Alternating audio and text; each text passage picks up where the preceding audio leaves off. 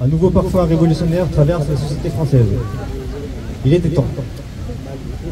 Après une énième provocation de la Macronie, avec l'annonce du budget 2026 annoncé par François Bayrou au début de l'été, le peuple français décide de se lever massivement pour dire stop, ça suffit. Après avoir littéralement jeté l'argent public par les fenêtres, au nom du quoi qu'il en coûte pendant le Covid, au nom de la guerre en Ukraine, pour entretenir une guerre dans laquelle nous n'avons aucun intérêt, au nom du marché européen de l'énergie qui nous oblige à dépenser des milliards pour bouclier énergétique. La Macronie a décidé de faire payer l'addition directement au peuple en le culpabilisant, en l'accusant de vivre au-dessus de ses moyens, alors qu'il n'a jamais été consulté démocratiquement pour cautionner ces gaspillages faramineux. Pour rappel, en 8 ans à la tête de la France, le bilan économique du Mozart de la finance, c'est 1300 milliards de dettes supplémentaires, soit plus d'un tiers de la dette totale de la France, à lui tout seul. Le bilan de Macron, ce sont des records de faillite d'entreprises qui ne cessent d'être battus chaque année. C'est la grande braderie de nos fleurons nationaux au profit des Américains ou des Allemands. Encore une fois, à aucun moment, Macron n'a laissé le peuple français s'exprimer démocratiquement pour approuver ou non ces décisions catastrophiques pour le tissu économique national.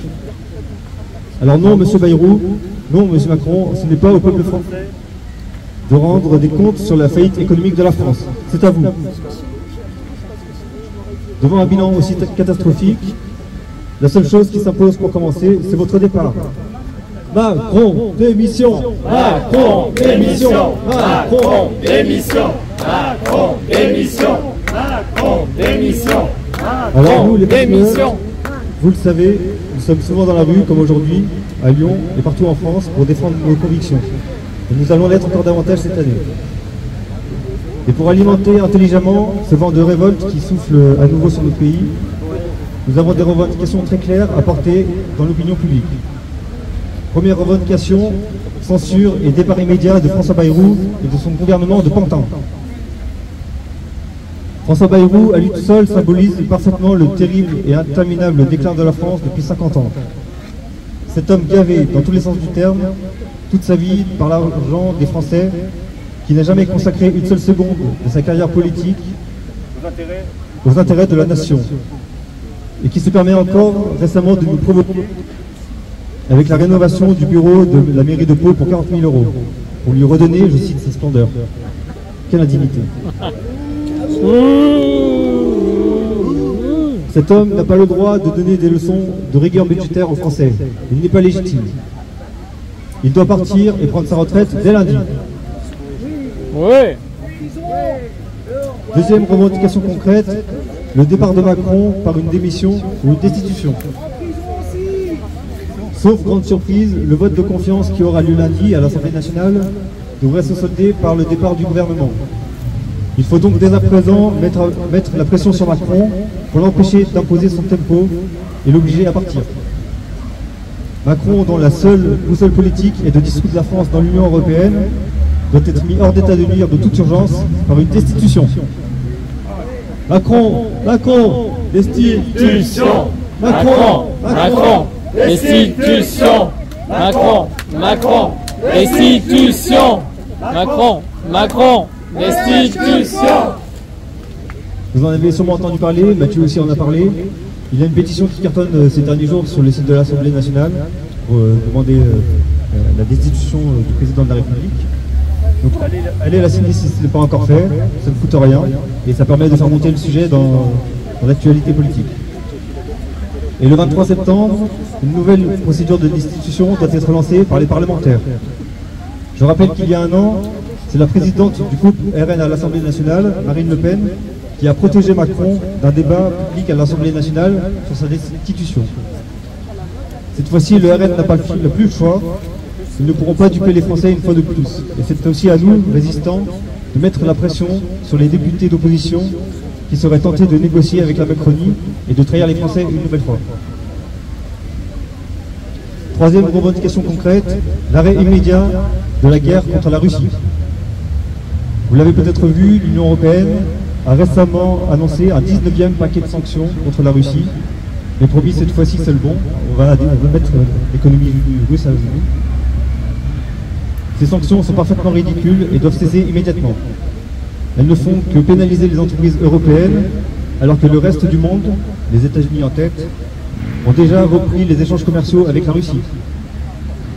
Il faut également arrêter de toute urgence de financer le régime corrompu ukrainien. Des milliards et des milliards déversés depuis 3 ans, dont on est bien incapable aujourd'hui de retracer à quoi ils ont servi concrètement. Et Monsieur Bayrou, si vous cherchez des économies à faire, en voilà.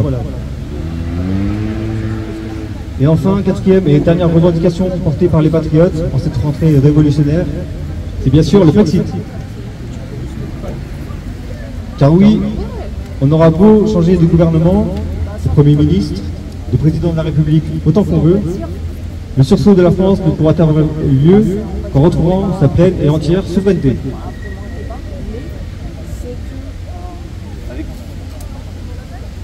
Avec le Mercosur et l'accord commercial catastrophique signé cet été par l'Union européenne avec les États-Unis, un grand nombre de Français sont en train d'ouvrir les yeux sur l'escroquerie que leur a vendue la classe dirigeante depuis des décennies. À nous, souverainistes, d'enfoncer le clou et de faire progresser l'idée du Brexit partout dans l'opinion publique. D'ailleurs, là encore, si Bayrou cherche des économies, l'Union européenne, ça nous coûte 30 milliards par an. Et ça ne fait qu'augmenter, ça ne va faire qu'augmenter dans les prochaines années.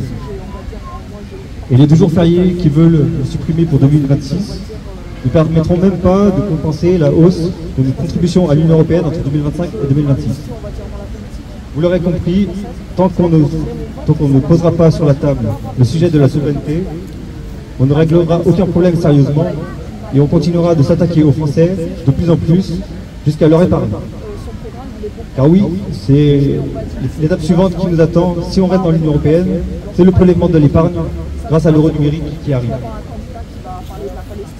Alors arrêtons d'ignorer l'éléphant au milieu du couloir, brisons nos chaînes, car la prochaine révolution française, ce sera bel et bien le Brexit. Brexit, Brexit, Brexit, Brexit, Brexit, Brexit, Brexit, Brexit, Brexit, Brexit, Brexit. Concernant les blocages annoncés du 10 septembre, la position des patriotes est claire, est très claire. Tout ce qui peut mettre en difficulté le gouvernement macronien est bon à prendre. Alors allez-y. Allez-y avec des revendications claires, intelligentes, des pancartes Brexit, des drapeaux français, des Macron destitution. Difficile de prévoir ce qui va concrètement se passer durant cette journée. Quelle sera l'ampleur de la mobilisation? Est-ce qu'on aura des images spectaculaires en fin de journée? Ce qui est sûr, c'est que rien ne sera réglé le soir du 10. Alors s'il vous plaît, ne misez pas tous vos espoirs un seul jour. Un processus révolutionnaire est quelque chose qui avance lentement mais sûrement. Et notre premier ennemi à combattre, celui sur lequel Macron mise tout, c'est le désespoir. Alors haut les cœurs et unis, le peuple français est invincible. Alors oui, nous gagnerons, car oui, le jour de gloire arrive. Vive le peuple de France et vive la France libre. Brexit, Brexit, Brexit, Brexit, Brexit, Brexit, Brexit, Brexit.